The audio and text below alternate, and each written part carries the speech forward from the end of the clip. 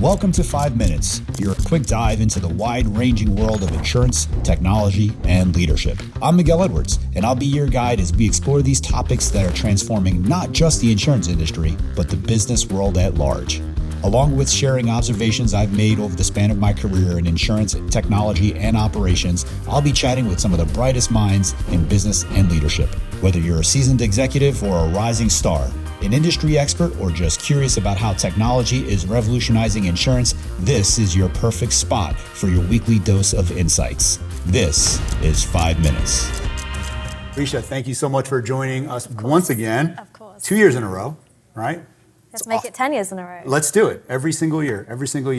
So, Risha, one of the things that we talked about for this year, the MGA space, it's not letting up. This is going to be, it is already, it's the future, right? It's the future of insurance. We've had some conversations around how powerful that construct is going to continue to grow. And so what I'd love to do is just dive into a little bit of some of the mechanics, especially from your perspective, the types of things that MGAs need to be thinking about in order to make themselves as attractive as possible to whether it's capacity providers, investors. You take that whatever angle you want to go in it. But if I am an MGA, let's say, and I've been in business now for a handful of years, a dozen years or so, and I'm looking to scale, and I need a more powerful partnership. What are some of the most important things I need to be thinking about from that perspective to get a bigger, better, more consistent, more reliable partnership? Mm-hmm. So difference with early stage versus growth stage. Sure. Okay. So earlier stage, which is where I've had a lot of experience in, as well as later. Right. For earlier stage, it's always two things. Mm-hmm. It's always underwriting and distribution. Okay. They're almost the two golden tickets for any MGA, because you almost can't have one without the other. Sure. And if you are, the specialty person, that underwriter that has the niche expertise, that's fantastic. You have, proven record, you have customers, profiles, data, information that makes you uniquely qualified to do this business. Right. If you don't have distribution, that information is going nowhere. Right. And so I always tell, MJs and founders, if you can present to me or any capacity provider why your product is unique, why it's different, why it's niche, why we need you as an underwriter to do this, as well as what is your distribution strategy. Those are normally the two key things that every capacity provider wants to hear. Sure. Because, from policy admin, support, all these different bits and pieces, we have that. We write business, we meaning universal insurance companies write business all over the world at different scales.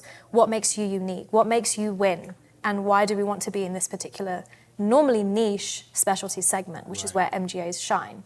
And so if you can show those two things and why you would win over maybe what we're already doing or not doing, those are very attractive things to capacity providers. Everything else we can do. Right. We can build it ourselves if we want to, but normally MGAs play a really nice conduit between an insurance company and different areas of the market that maybe we can't access or don't want to build ourselves. And so if you can tap into those things that we like to hear that make you stand out above all the other MGAs that we're seeing every single day, those are two of the biggest things that come to mind.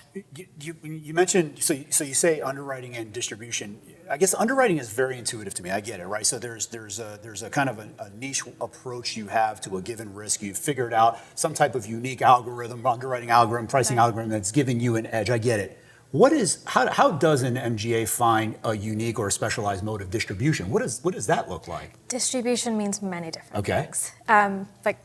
The space that we sit in is very digital forward, but for traditional MGAs, it doesn't necessarily have to be digital. It's just the way that businesses are moving. Okay. And what we're seeing now, what is winning, is very specialty, new evolving risks that maybe an incumbent or an insurance company doesn't necessarily have that secret sauce for yet. Right. So if you're able to bring something a bit different, that's definitely a game changer. We've already seen it in, climate risks, parametrics, cyber even, now AI liability. We're seeing it in different pockets where an MJ can actually come in and try and tackle that problem. And so I would say, it's not about what exists already today, it's what can you go out and find that's new, that needs attention. There is a gap in the market for so many different risks. And if you can tap into any one of those, I think that would make you stand out.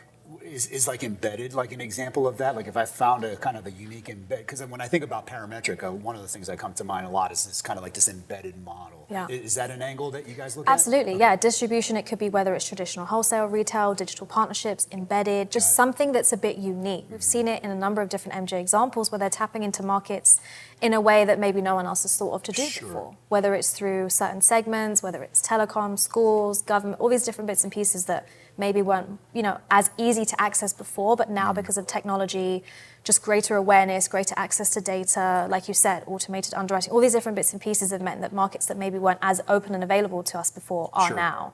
And an MJ can much more flexibly and innovatively tap into those markets than, say, a large incumbent that has to have 20 different things and, all of our peas in a pod before we can then enter a market. And MJ can be much more fluid with that.